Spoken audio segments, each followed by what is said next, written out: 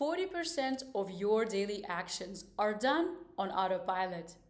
This means that significant portion of your behaviors are shaped by the habits you develop over time. For entrepreneurs, recognizing and consciously developing positive habits can significantly improve work productivity, work-life balance, and overall success. By developing habits that align with your values and business goals, you can achieve sustainable entrepreneurial journey. What's up, everyone? Welcome to Habitual Entrepreneurship, where we build daily routines for startup success.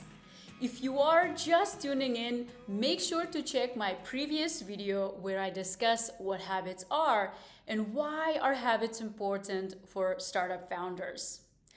And hit the subscribe button because more goodness will be coming your way in the next few weeks to help you build the habits that you desire. With that, let's get going with today's topic: habit building. Habit building involves the process known as neuroplasticity, which is our brain's ability to reorganize itself by forming new neural connections. Whenever we engage in a new activity or a new behavior, our brain undergoes structural and functional changes. This process typically involves 4 stages, which is also known as the 4 laws of behavior change.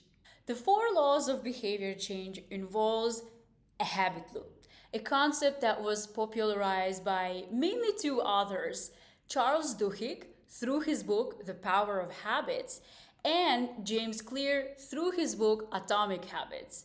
However, the concept of habit loops existed for a while, and it is based on previous research in psychology and neuroscience. Every time we perform an activity, we execute the 4-step loop, or the habit loop. It involves the cue, the craving, the response, and the reward. Let's look at the habit loop closely. The first step is the cue. It initiates the loop. Cues can be internal, such as an emotional state or a particular thought we're thinking, or it can be external, such as time of the day, location, or people we're surrounded with. For example, if the cue is stress, then it might trigger a habit of stress eating. The second step is the craving, which is the desire and motivation that drives the behavior. It is the anticipation of the reward associated with the behavior. Without a craving, cue will not necessarily trigger the habit. We might see the same cue, but it's the craving and motivation that makes us take particular action. In our example with stress, eating a chocolate, for example, might trigger the craving of a good feeling that triggers us to take the next step, which is the action. The third step is the routine, which is the behavior or action you take in response to the cue and craving. This is the habitual part in the loop because this is the activity that you do almost automatically. In our previous example, it is eating the chocolate bar in response to stress. The fourth and final stage in the loop is reward. It is positive outcome or reinforcement associated with the behavior. It satisfies our cravings and reinforces the habit loop. This reward makes it more likely that you will engage in the same behavior in the future.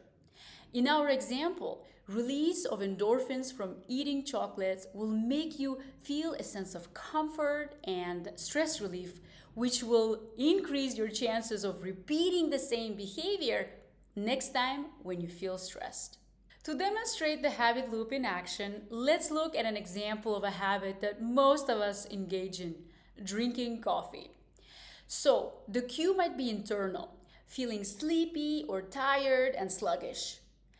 The craving is desire to change that state of being and to be more alert and focused. So that craving triggers the behavior, which is to get yourself a cup of coffee. When you do that, you experience the reward, which is the change of your state of being, right? You become more alert, more focused, and more woken up. This feeling reinforces the behavior. Next time around, when you feel you are tired or sleepy, your brain goes, I know exactly what you need. You need a cup of coffee. So this reward is really important because that's the part that reinforces the behavior. Because our brain wants to maximize pleasure and minimize pain. If the reward is pleasureful, our brain is gonna remember that and engage in that habit automatically. To reinforce this knowledge, let's do another exercise. From our last week's video where you filled out a habit inventory, which I also link in the description below, pick one habit that you currently engage in. It might be something that you currently do and want to continue doing, or it might be something that you want to stop doing. Next, think in terms of this habit loop and apply this to this particular habit. Identify what are your cue, craving, response, which is the habit, and the reward. Also, think in terms of where do you perform this habit? What time of the day? Who else is around you? And what do you feel and think right before you engage in this activity?